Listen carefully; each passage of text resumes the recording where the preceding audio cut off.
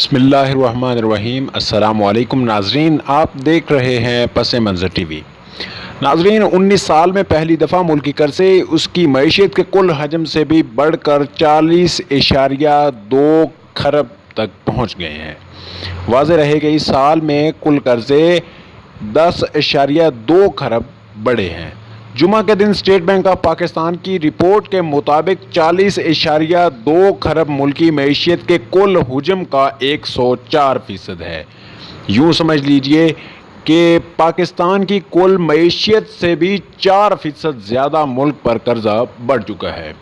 واضح رہے کہ سن 2000 کے بعد پہلی دفعہ ایسا ہوا ہے کہ پاکستان کی کل GDP یعنی گرینڈ ڈومیسٹک پروڈکٹ سے بھی اس کے قرضے بڑھ گئے ہیں۔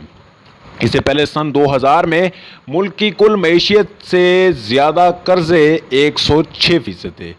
عجیب بات یہ ہے کہ یہ اعداد و شمار عمران خان کی حکومت میں سامنے آئے ہیں، جو کہ قرضوں کے حوالے سے پاکستان پیپلز پارٹی کی حکومت اور پاکستان مسلم لیگ نواز کی حکومت پر سخت تنقید کیا کرتے تھے۔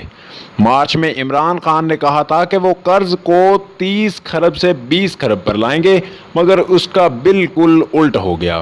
مرکزی بینک کے مطابق جون 2019 میں بیرونی قرض 106.3 بلین ڈالر ہے۔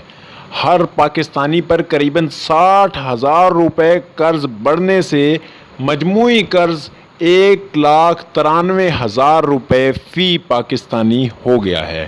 اسٹیٹ بینک آف پاکستان کی رپورٹ کے مطابق مالی سال کے اختتام تک قرض 40.2 ٹریلین یا کھرب تک پہنچ جائے گا۔ ایک سال میں 10.3 ٹریلین یعنی پوری ہسٹری میں 34.6% قرض ایک سال کے دوران بڑھ گیا ہے۔ پاکستان تحریک انصاف خسارہ کم کرنے کا کہتی رہی ہے، مگر ایک سال میں 25% خسارہ بڑھنے سے 1.62 ٹریلین ہو گیا ہے، جس میں صرف ایک سال کے دوران خسارہ 323 بلین تک بڑھا ہے۔ یہ وہ اعداد و شمار ہیں جو اسٹیٹ بینک آف پاکستان نے جاری کیے ہیں۔